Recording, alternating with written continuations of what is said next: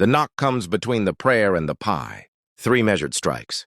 Not rushed, not uncertain. The kind of knock that already knows how this ends. I'm standing near the window, pretending to watch the snow settle on the driveway.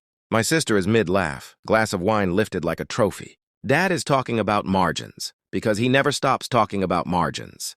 Mom's hands tremble as she straightens the napkins, her fear always arriving before the reason. When the door opens, the room goes quiet in a way that feels practiced. Badges, jackets, eyes that don't soften. FBI. No one looks at me. That's how I know I was never part of the story they were telling themselves. The agents step inside. One reads names from a folder. My sister's smile cracks. Dad's mouth opens, then closes. Mom whispers something that sounds like a prayer but isn't. As the handcuffs snap around my sister's wrists, she turns wild, ferocious, cornered. "It was Dad's idea," she screeches, voice breaking the room open. "He planned it. He told me what to do." Dad stares at her like he's seeing his reflection for the first time. Mom makes a small sound, like something inside her finally shattered. I stay still, because this moment has been living inside me for years. They always had names for us. She was the genius, the risk taker, the future. I was the backup plan, sensible, reliable, the one who'd work for someone else. When my sister pitched her startup, the house filled with words like vision and scale. She spoke fast, confident. Dad watched her with pride sharp enough to cut. Mom nodded, already convinced. $500,000, their entire retirement, handed over with smiles and no contracts. "Sit with her," Dad told me. "Take notes. Learn how business works." I smiled. I nodded. I wrote everything down. At first, the betrayal felt small, like paper cuts. The way my questions were brushed aside. The way Dad answered for her when money came up. The way Mom looked at me when I hesitated, disappointed, like I was slowing something inevitable. Then the details started misbehaving. Invoices that didn't match vendors. Revenue that appeared too clean. Expenses that looped back into themselves. My sister couldn't explain them without getting irritated. Dad could. Always could. I told myself I was paranoid. Families don't betray each other on purpose, but they do manipulate. They do lie when it benefits the story they want to live inside. And they were living inside her success.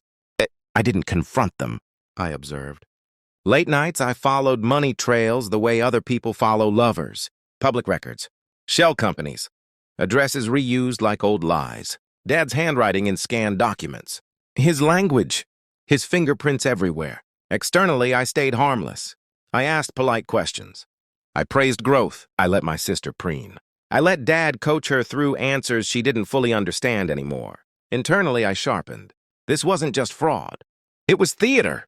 My sister on stage, my parents in the front row, me backstage cataloging the exits. The real betrayal wasn't the money. It was being told to watch, to learn, to be quiet while they rewrote reality and expected me to clap.